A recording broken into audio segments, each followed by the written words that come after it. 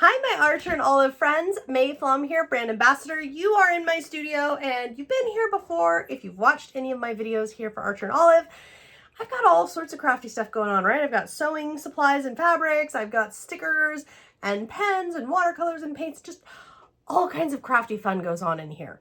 Now, what I want to talk to you about today is how I organize my gift making projects.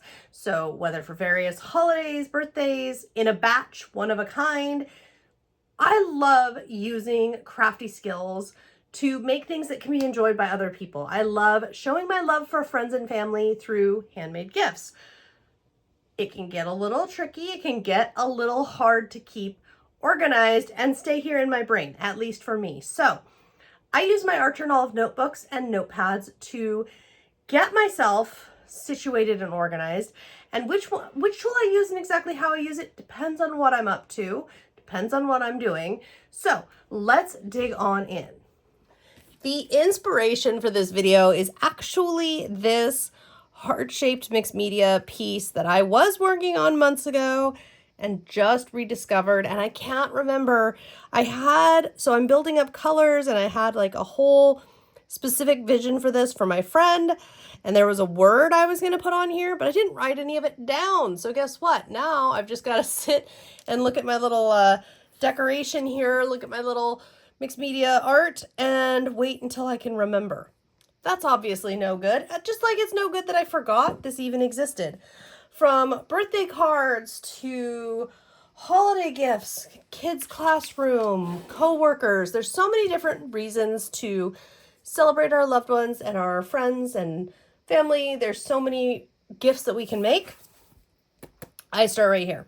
So this is one of my Archer and Olive notepads. My notepads I've talked about before in videos. I love them to pieces. When I will do something like this is, let's say there's a holiday coming up and I have a batch and it's all going to be the same thing. Maybe it is, hypothetically, let's say it's Valentine's and there's an idea that I have. I'm going to make a little handmade card or make a little reason why I really love somebody. And then there's, I don't know, 6 people, 10 people, 20 people that I'm going to make them for. I would just write what it is. And I might, if I have a doodle in mind, like I have a little, I don't know, like maybe I'm doing a little thing where there's a pouch and maybe there's a note and maybe a gift card or something in it. Maybe I have a vision of some hand stitching, whatever it might be. If I have a little vision creatively, and I'm not good at drawing and that's okay, but if I have a little vision, maybe I'll write it down. Maybe I'll call it gift card pocket. If I want to write other things down, I certainly can. But the point of this format is that I am going to be, what am I making? What is it? Give myself a visual just to give myself a mental picture here. And then I would just make the list of however many people, like whoever it is, I would just make the list, and then as they're made, I can just go through and cross it off. Now, being this is one of my notepads, the things that I love about doing this kind of a thing, especially for a batch, this can be removed. I can tape this up on my wall, I can hang it somewhere, I can put it anywhere I need it, but this can be removed and I can have this, use this, and throw it away as soon as the project is done. I use for brainstorms, idea dumping, things that are kind of in the moment, but not like keepable, keepsake type things, just kind of my outlet journal, let's call it. Makes a perfect place for this kind of thing if you either have a project you can't do right now or you have a lot of details. So for example, a friend of ours lost a very dear pet. Her daughter did, and I'm making her a embroidered and stitched felt and fabric pillow. So here what I have done is I've started, this is obviously going to be very, very rough. I've said it before, I'll say it a lot more times.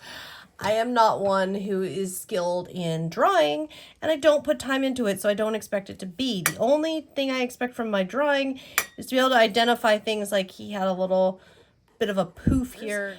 And then I kind of make note about the 2 little white marks that he had on his face. and just kind of how his mane went down his neck, and that it's not quite black, it's more like a dark brown, and that his hair is otherwise on his body is a buckskin, kind of a tan color. And I'm just basically giving myself the raw idea for what is this going to be. And then on this side of the page, I'm putting in notes. So if I'm trying to really get in the nitty gritty, right? I'm trying to get the sizes, I'm trying to get the measurements. This is a whole nother thing I can utilize my Archer and Olive notebook for, is really getting in here and envisioning the scale of a project, of how much fabric do I really need? What is it really going to look like? What am I actually going to be doing here, and how am I laying it out? I can get into all of that here. I also, of course, have my rough sketch, so I don't have to keep referring to the Facebook picture of what the horse looked like, or the dog, or whatever it is. And then again, I've got my notes and my thoughts and other things going on. What else could be added here?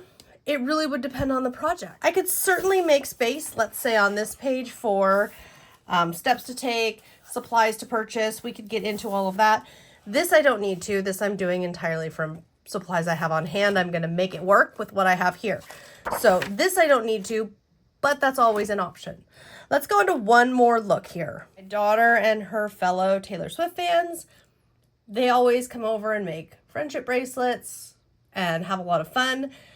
We're going to be doing bookmarks for everybody because they're also really big into reading.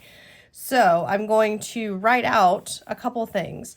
There's going to be supplies because I don't have anything I need. I have very few things that I need actually, other than beads. So the supplies I'm going to need bead wire, the Who. So I need the names. I believe there's 6 of them. So who's getting these? And I'm just going to put my daughter's name here. The what? So I could put any information that I wanted. Maybe it's a song title. Maybe it's colors. I can put the things that I need to know about the Who. So whatever, my daughter and I will meet and we'll decide color inspiration, album inspiration, song lyric inspiration, whatever it is that's going to go in here, which means that's right, I'm going to need more letter beads because I'm always out of letter beads these days. So we have the vision, we have the supplies, we have the Who, and then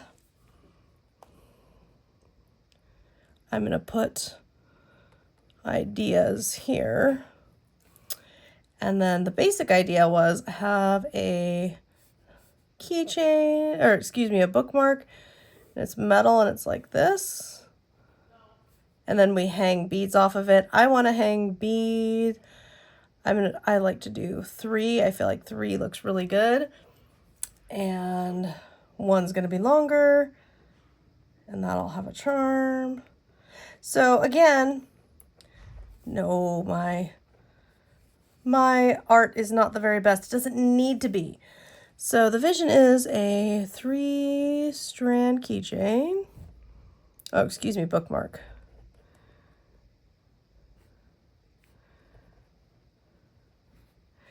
Okay, and then use 1 word question mark, charms.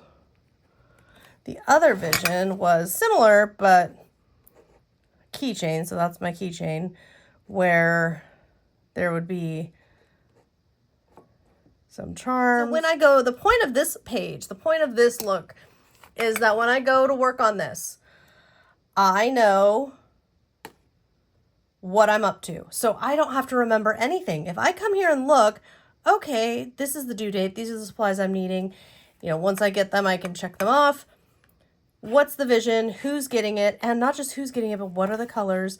What are the ideas? And what am I looking to make? Oh, yeah. Okay, I know what I'm going to do. And I can sit down and work on this, refer to this. I will still, on something like this, leave the opposite page blank, just so that when I come around and I'm working on this, I can add, I can add a little tab here, a post-it note or something sticking up out of this so I know where this is and how I'm working on it and make my progress on it. So I'm going to make 3 boxes on this page. So for 3 different projects, because I am in the middle of cleaning out this whole studio and there are so many projects that need to be finished. So basically what this is taking a totally different approach where I've got a bunch of things started but not finished. So it's something more like this. What I'm doing is breaking up different projects, and I could go infinity. If I had, oh goodness, we'd be in trouble if I went infinity.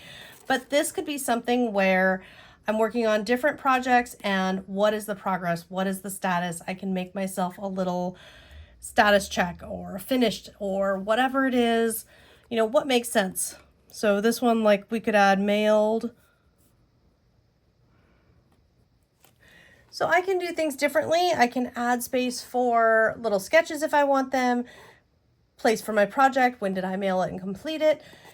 A format like this could be good in the middle of my current working book like I have it, or it could be a part of another book. There's really not a wrong answer or a wrong way. And again, I've always got my notepad for when something is right now this week or steps. I want to make sure if there's something in here, I think of the notebook as more of long-term. So if I'm putting something in the notebook, I want to be able to remember it 1 month, 3 months, 6 months from now. If I'm putting it right here, it's something, if it's on the notepad, it's something for now or something that's active. And this is a really nice way for me by combining these two to keep myself well organized. And there you have it. Lots of different approaches you can take, lots of approaches that I didn't even mention here. So if you've got one that works, share with us in the comments. Let's hear your knowledge. I would love to.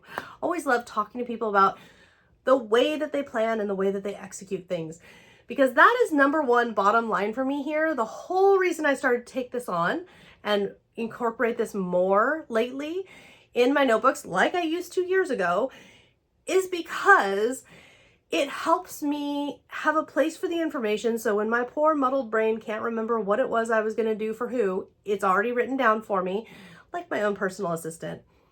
But also, I find that it really helps me actually do the projects, to have things in writing, to have things laid out. If it's a more intricate thing, or maybe it's a batch project, it doesn't have to be fully handmade either. Maybe you're making your list for cards you want to mail, or there's a party you're having and you want to make favors and you want to incorporate like little goodie bags or whatever the project is. It doesn't have to be fully handmade either, but having it broken down into here's what I need and here's who's getting it and here's what's going on, it can help us sort out our budgets. It can help us sort out what we need or what we should be shopping for. Guilty as charged of going to the store, buying stuff that I think will work great, but I didn't do my homework first, and now this stuff doesn't work, and now it's just sitting in here and I don't have a use for it, or I have to develop a use for it. I try to avoid that as much as possible these days. And this process and my Archer and Olive notebook and notepads combined have really, really helped me getting better about this. And as I kind of pull things back together and go sort through the mess on my desk and figure out what I was working on and for who and what I thought I was doing creatively, this is really helping me feel less overwhelmed and more like I can jump in and handle these projects. Thank you so much for tuning in. I hope you have a great day.